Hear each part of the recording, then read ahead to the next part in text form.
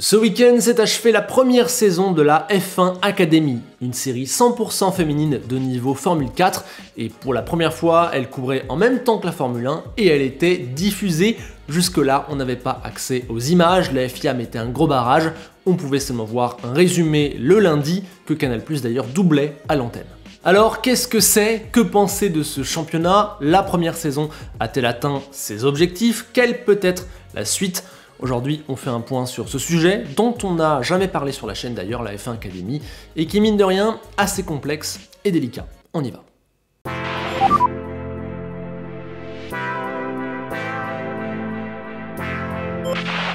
Alors déjà, comment ça marche? Cette saison, on a eu droit à 7 meetings comportant chacun 3 courses et 2 qualifs. La première qualification donne l'ordre de départ de la première course qui dure 30 minutes et où à l'arrivée, on donne les mêmes nombres de points qu'en Formule 1. Ensuite, en se basant sur ce résultat de la première qualification, on fait une course à grille inversée qui dure que 20 minutes et où on distribue moins de points à l'arrivée. Et enfin, la troisième course de 30 minutes, elle aussi, se base sur une nouvelle qualif, la deuxième, voilà, c'est du classique. Le tout dans des Tatus F4 T421, les mêmes monoplaces que la F4 Italie par exemple, elles sont toutes pareilles, on ne peut modifier que des petits réglages comme l'inclinaison des ailerons par exemple, rien de plus. Comparé à son ancêtre, la W Series, on a déjà 3 fois plus de courses par meeting, c'est bien, c'est beaucoup plus formateur, et aussi cette fois, on a des vraies équipes qui s'en occupent. La W Series, c'était des marques, des financiers qui venaient coller leur nom et leurs stickers sur la voiture, comme par exemple Puma ou encore Jenner.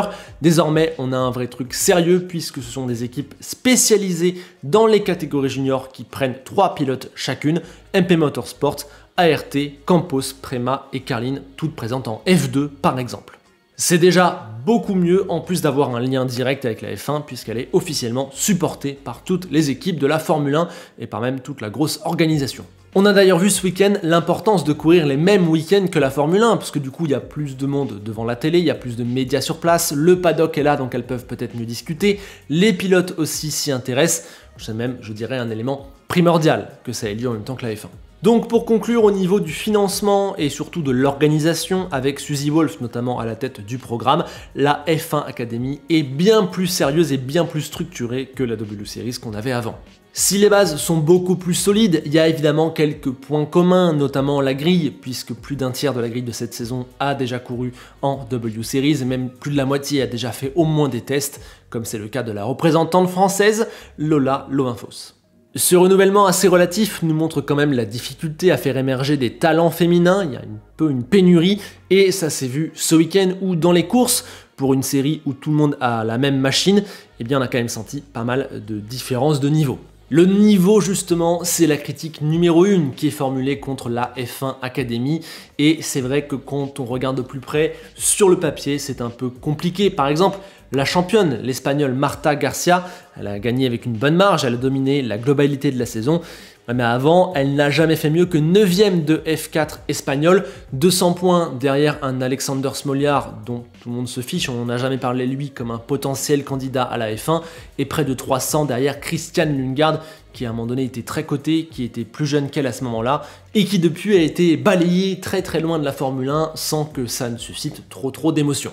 La deuxième, la Suisse Lena Bühler, a fait 20 courses en FRECA et n'y a jamais inscrit le moindre point. Et la troisième, l'Emirati Hamda Al-Kubaisi, a fait 2 saisons de F4 Italie avec 17ème au championnat comme meilleur résultat. On est donc extrêmement loin de CV de crack comme on en voit en junior, surtout qu'elles ont déjà 21, 23 et 26 ans. Le vrai souci de cette catégorie 100% féminine, qu'elle s'appelle W Series ou F1 Academy, c'est le niveau. Je dirais que dans l'échelle de la pyramide menant à la Formule 1, on est sur de la F4,5, loin derrière la FRECA, loin derrière la F3, et je dirais même derrière la F4 Italie. Allez, c'est peut-être en gros du niveau de la F4 Espagne, disons. Pour autant, c'est exactement la raison pour laquelle elle a du sens. Ce constat douloureux nous prouve à quel point il y a encore du chemin à faire sur la question des femmes et de la Formule 1. Il nous faut donc un dispositif qui permet de faire pencher la balance très fort dans un sens, histoire qu'à terme, chacun ait plus ou moins les mêmes chances. Alors oui, pour ceux qui se poseraient la question, physiquement, les femmes peuvent piloter au plus haut niveau du sport auto. Le WEC, avec Lilou Wadou, Doriane Pin, pour ne citer que nos excellentes françaises, le prouve. C'est pas une question de physique, bien qu'en catégorie junior, attention, la direction assistée soit un vrai sujet. J'ai entendu plusieurs féminines en parler. Ça, c'est un élément qui effectivement peut leur barrer la route et leur coûter très cher. Je pense donc que enlever la mixité de la F1 et créer une F1 féminine et une F1 masculine serait une très mauvaise chose pour plein de raisons, et surtout qu'à l'arrivée, ce serait la F1 féminine qui paierait le prix très cher, qui aurait le moins de revenus, qui serait moins regardée, etc. Je pense que séparer vraiment pour de bon, c'est la pire chose. Du coup, vous allez me dire, bah c'est pas cohérent, puisque c'est exactement ce que fait la F1 Academy. Sauf que c'est pas exactement le cas. On parle là de pilotes juniors en formation et on essaye de les aider, de les mettre en lumière. On va y revenir, pour moi, c'est un dispositif qui peut largement se justifier à ce stade-là de leur carrière. À mon sens, si on n'a pas de femmes en F1 aujourd'hui, c'est en énorme partie pour une raison de mentalité. Le sport auto est genré masculin pour un tas de raisons. Et donc les inscriptions en karting, j'ai pas les chiffres exacts, mais on doit être sur du 99% de petits garçons. Sur cela, 1 sur 1 milliard ira en Formule 1. Donc imaginez le pourcentage de chance des 1% de filles de se retrouver en F1 quand on sait les obstacles en plus sur la route. Voilà, pour moi, c'est pour ça qu'il n'y en a pas. Donc c'est possible, mais on n'a pas créé les conditions pour.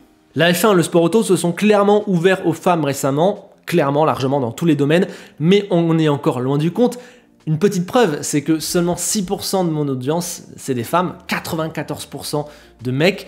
Je suis le premier très surpris par cette statistique à chaque fois. J'ai pas l'impression que mon contenu soit spécialement masculin ou genré masculin. En tout cas, c'est pas du tout l'impression que j'ai envie de donner.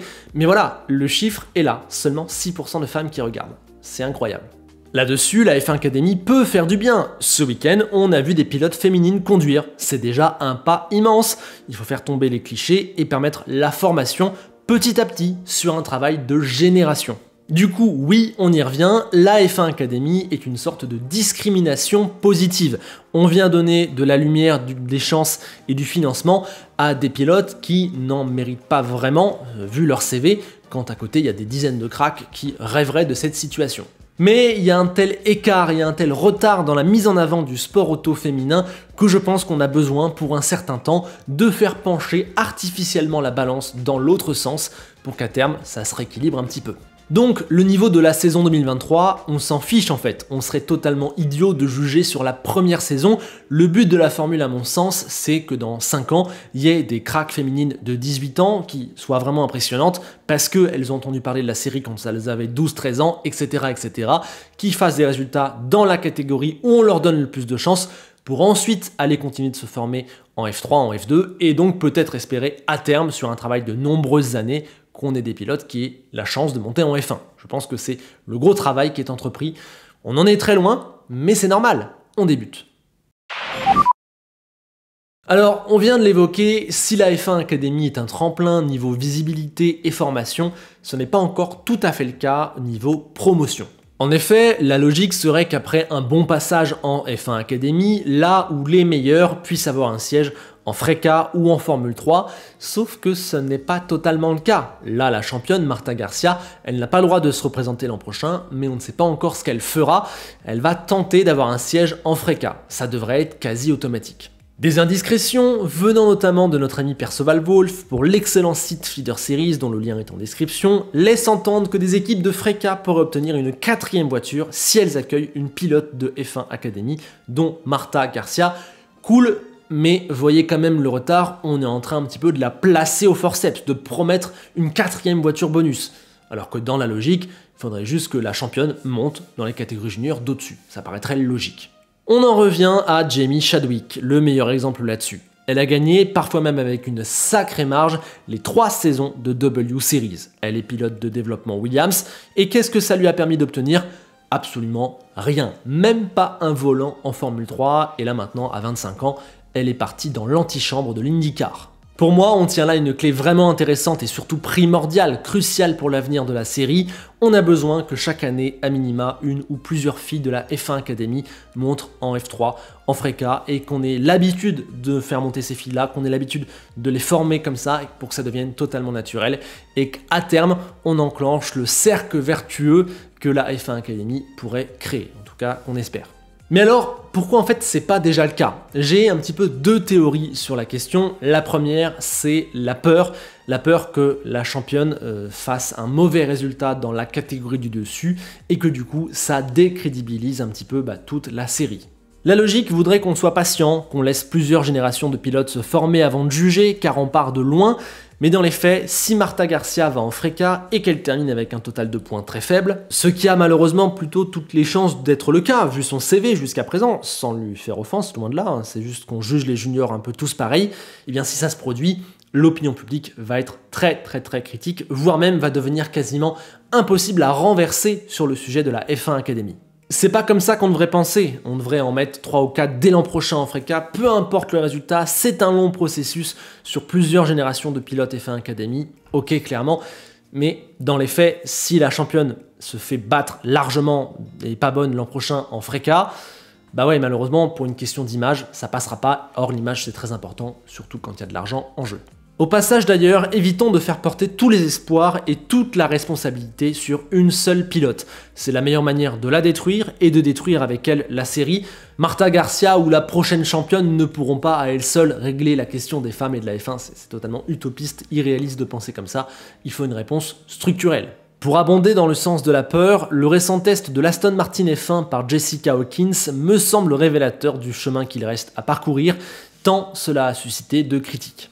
Le fait qu'une pilote qui n'a jamais fait que 9ème de W Series puisse conduire une Formule 1, ça n'est absolument pas passé auprès d'une large partie du public, je dirais, et ça malheureusement j'ai peur que ça ait refroidi pas mal de monde. Cela montre aussi qu'on parle de loin et ça illustre un phénomène que j'appellerais le double standard auquel se confrontent les pilotes féminines. Jessica Hawkins n'aurait sûrement jamais dû conduire une Formule 1 basée sur son CV en catégorie junior, sans lui faire offense. Je sais qu'elle fait du très bon travail en tant que pilote de réserve d'Aston Martin, mais le CV pur, c'est pas le CV de quelqu'un qui fait un test en Formule 1. Voilà, premier standard, mais deuxième standard, c'est elle doit affronter beaucoup plus de haine que n'importe quel pilote pourri, masculin, ayant conduit une F1 un jour. C'est assez incroyable. Et puis, il faut pas oublier que la F1, surtout sur les réseaux, c'est un monde très dur. Énormément de pilotes se font tabasser. Le dernier exemple en date, c'est Lance Stroll, complètement fou la situation autour de lui, notamment sur les réseaux. Donc voilà, quand on rajoute à ça une pilote féminine, il y a les questions de misogynie, etc. qui rentrent en jeu, c'est encore pire. L'autre test que j'ai pour expliquer ce retard, c'est celle du manque de sérieux, du manque de volonté politique, de réelle envie de faire avancer les choses de la part des instances et ou de ceux qui financent. Comme si cette série n'était qu'un coup marketing au final. Aujourd'hui, l'égalité homme-femme est un sujet hyper important, si tu ne le traites pas, tu t'exposes à un gros souci d'image, et donc peut-être que la F1 Academy, le principal motif, c'est l'image. C'est pour montrer que voilà, regardez, on fait quelque chose, alors que derrière, la réelle envie, elle manque un peu. Pour l'instant, c'est bien trop tôt pour juger. En plus, je l'ai dit, je trouve que les bases sont bien plus solides, bien plus sérieuses. Il y a vraiment quelque chose qui se développe. Mais voilà, maintenant, petit à petit, il va falloir les preuves. Que les pilotes montent, qu'elles soient aidées, etc., etc. Bon, et alors maintenant, c'est quoi la suite? L'an prochain, deuxième saison de la série, et pour l'instant, une seule pilote est confirmée, on la connaît bien, c'est Bianca Bustamante, récemment annoncée même dans l'académie de McLaren. Elle joue déjà une petite notoriété, on l'a vu avec Ocon, on l'a vu avec Hamilton, sur les réseaux, elle fonctionne aussi très bien, elle-même sur ses propres comptes. Donc on a en quelque sorte déjà une tête d'affiche pour la saison prochaine, ça fera pas de mal à la série. Et puis sportivement, elle a déjà monté sur des podiums cette année, elle a fait une 7ème place au général, elle a gagné je crois aussi des courses, la grille inversée à Valence, la course 3 à Monza, petit coup d'œil sur mes notes, elle a que 18 ans. Bref, il y a un vrai truc à construire et rien que pour ça, on a envie de suivre un peu la saison 2. On espère aussi revoir la française Lola Lovinfos, à 17 ans seulement et en ayant commencé la monoplace seulement en 2021, elle a une vraie marge de progression et a pris cette saison 3 podiums, dont 2 au Castellet sur l'avant-dernière manche. Voilà, on espère évidemment la revoir en 2024 et chez Canal justement, on l'a suivi pour cette manche au Castellet, une des collègues est partie là-bas. Le reportage est dispo en gratuit sur YouTube. Si vous voulez en apprendre plus et voir tout ça, je vous mets le lien dans la description, n'hésitez pas. Sinon, apparemment, d'autres pourraient suivre Garcia en FRECA, mais on n'a pas vraiment le détail des noms. Personnellement, je vais avoir un œil très attentif sur Abby Pulling. Je pense que c'est celle que je préfère de tous ces pilotes. 20 ans, soutenue par Alpine. Je sais pas, je lui trouve un vrai truc dans son profil à suivre. Par contre, gros problème à mes yeux, le calendrier 2024. Déjà, il n'y a que 7 meetings une nouvelle fois. Certes, il y a 3 courses à chaque fois, donc ça en fait 21, mais je suis un peu déçu. Je pense qu'on aurait mérité plutôt la dizaine, la douzaine de meetings pour une série qui souhaite former des jeunes. Là, c'est trop espacé dans le temps, elles vont se retrouver tous les 2 mois pour courir 3 courses sur 2 jours, et basta. Je pense que c'est pas assez formateur. Surtout que l'argent ne semble pas être le problème, vu qu'on les amène aux 4 coins du monde sur les différents continents, quand on sait que la F3 et la F2 ne le font pas trop, justement parce qu'elles doivent limiter leurs coûts. En plus, je ne suis absolument pas fan du choix des circuits. Jeddah, Miami, Barcelone, Zandvoort, Singapour, Losail, Abu Dhabi. Trop de pistes urbaines, trop de pistes avec peu de possibilités de dépassement où la qualif va faire 90% du résultat. Je pense qu'il y a moyen de faire bien mieux, prendre des circuits plus typés école où on peut arriver et s'adapter beaucoup plus rapidement, beaucoup plus facilement, juste pouvoir courir, répéter un peu ses gammes. Ouais, je trouve vraiment pas le calendrier très bien pensé. Au moins, la bonne nouvelle, c'est que tous ces grands prix auront lieu pendant des week-ends de Formule 1. Donc ça, je l'ai dit, ça les aide vraiment puisque les télés sont sur place, il y a le paddock, les contacts, etc. Ça, c'est peut-être le gros point positif de la saison 2. J'ai hâte de voir quels autres pilotes seront annoncés. Et puis on suivra ça, peut-être qu'on se refera un point au milieu et fin d'année prochaine. En tout cas, je pense avoir fait le tour du sujet F1 Academy. J'ai abordé plusieurs points. C'était quand même un des trucs qui a fait parler ce week-end à Austin.